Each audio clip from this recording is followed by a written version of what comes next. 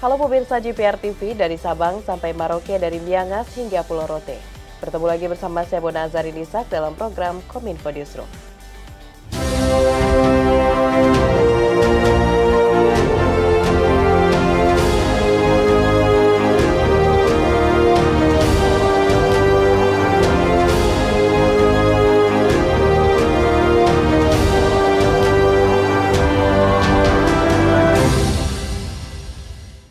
Pemirsa, kita ke informasi pertama. Dalam forum tematik Bakohumas menjawab tantangan pengelolaan museum melalui RUU tentang permusiuman, Riko Wahyudi menyampaikan bahwa progres rancangan undang-undang permusiuman dalam tahap penyusunan naskah akademik oleh Pusat Perencanaan Undang-Undang Badan Keahlian DPR RI.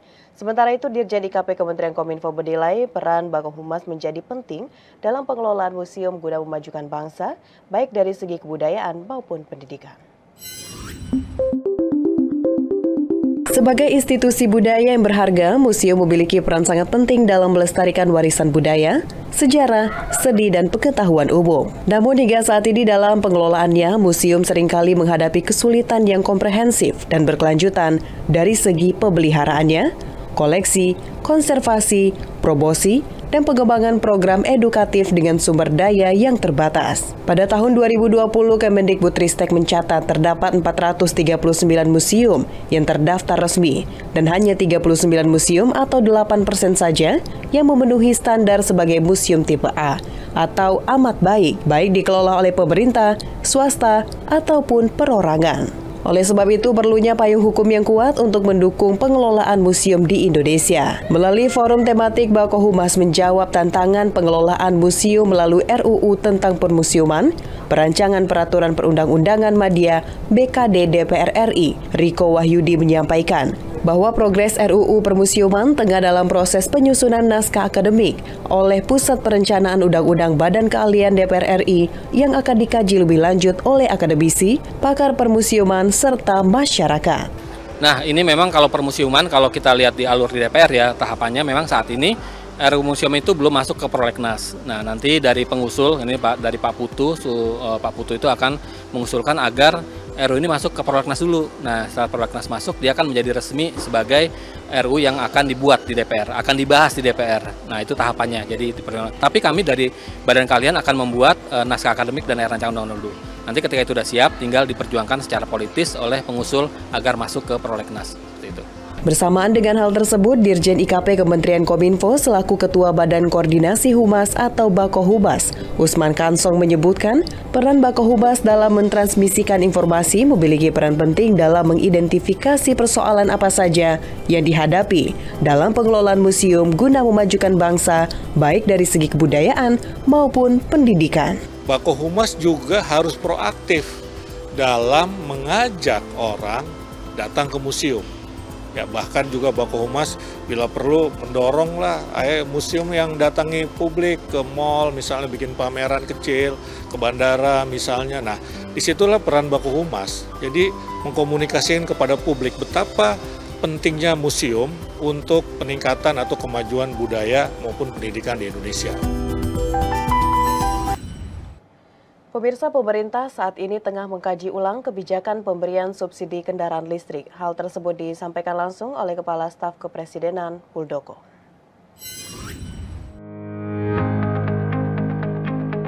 Kepala Staf Kepresidenan Muldoko dalam dialog FMB 9 terkait ekosistem menuju energi bersih menyebutkan, pemerintah saat ini sedang mengkaji ulang kebijakan terkait pemberian subsidi kendaraan listrik.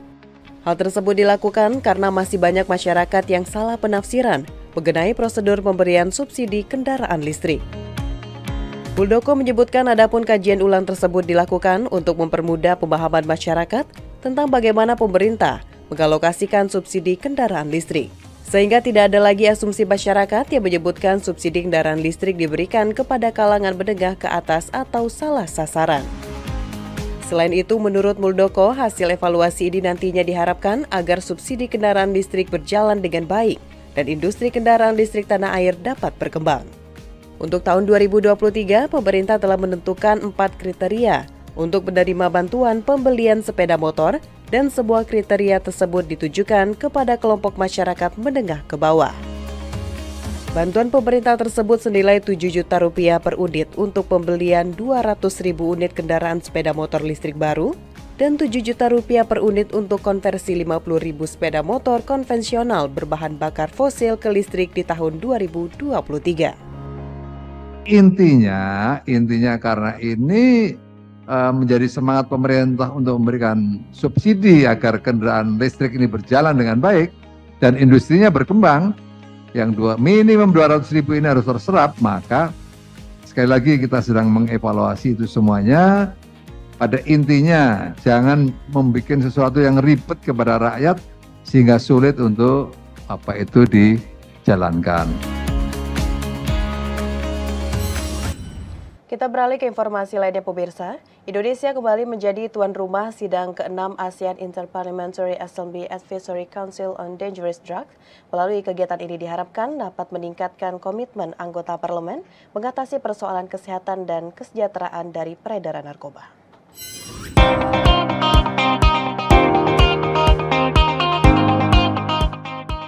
Indonesia telah menjadi tuan rumah dalam sidang ke-6 Asian Interparliamentary Assembly Advisory Council on Dangerous Drugs yang telah berlangsung di Bogor pada 30 hingga 31 Mei 2023 lalu. Pertemuan yang mengangkat tema Supporting Inclusive Economic Growth Through Drug Free sejatinya bertujuan untuk mengatasi atas kompleksnya persoalan peredaran dan penjualan narkoba di kawasan ASEAN. Peredaran dan pemakaian narkoba dimaknai sebagai perspektif negatif bagi ekonomi.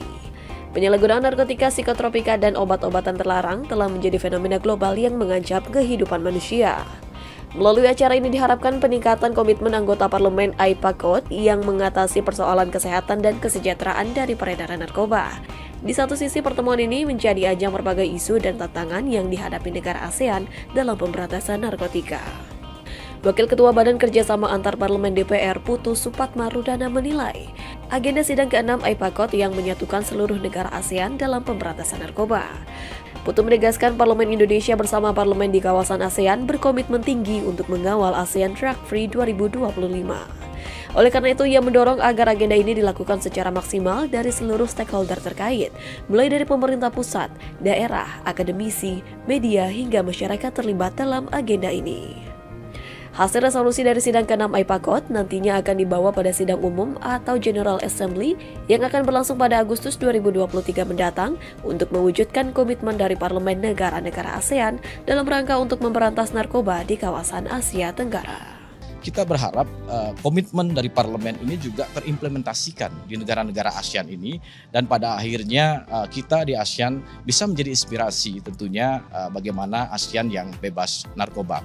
Di samping itu juga tentu resolusi ini juga ada pembahasan di sesi akhir nanti tentang laporan negara-negara. Kita akan membuat summary-nya sehingga kita dalam satu track yang sama. Karena kita tidak mau di negara ASEAN ada perbedaan, mungkin ada yang sudah mencapai lebih cepat, tapi kita ingin belajar bersama-sama, kita on the right track menuju ASEAN yang bebas narkoba, dan di akhir juga ada komitmen untuk menandatangani signing dari semua negara ASEAN untuk berkomitmen bahwa komitmen ASEAN tentu juga komitmen global dalam hal ini bagaimana dunia ini ke depan memberantas narkoba dan bebas narkoba.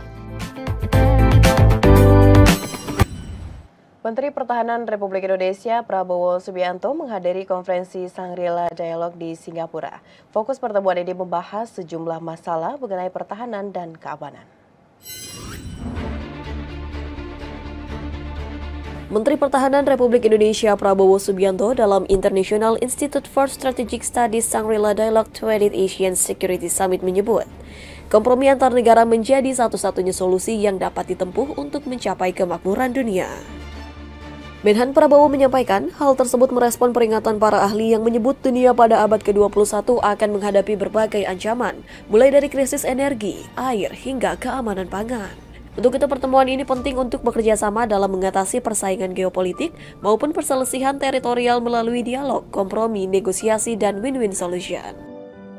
Ia juga menjelaskan bahwa sejatinya tradisi kompromi lumrah untuk digunakan di Asia. Oleh sebab itu, menurutnya tradisi tersebut kini dapat diterapkan secara lebih luas untuk menjamin kemakmuran dunia di masa depan. Menurut Menhan Prabowo, akan selalu ada dua versi perspektif dalam setiap konflik di antara kedua belah pihak yang berseteru. Masing-masing akan merasa benar. Tetapi untuk keamanan dunia, untuk keselamatan orang yang tidak bersalah, Menhan menegaskan permusuhan harus dihentikan secepat mungkin. Dalam agenda tersebut, Prabowo juga menyoroti ketegangan yang tengah terjadi di sejumlah kawasan di dunia. Namun Menhan tetap optimis selama semua pihak bersedia untuk saling terbuka memecahkan masalah secara bersama-sama. I've been told by experts in Indonesia, even if Indonesia is not involved in any open conflict, if there is a nuclear war, the difference between those directly involved and Indonesia is we will die a slower death, but we will suffer as well. However, I am of the opinion that the leaders of the two leading powers in this great rivalry are actually wise leaders. Distinguished friends, the adagium that might makes right actually is not an eternal adagium. When there's a mighty power, there usually will come a mightier power in the neighborhood. That is the history of mankind. Pemirsa, usai jeda kami akan kembali dengan informasi lainnya. Tetaplah bersama Kominfo Newsroom.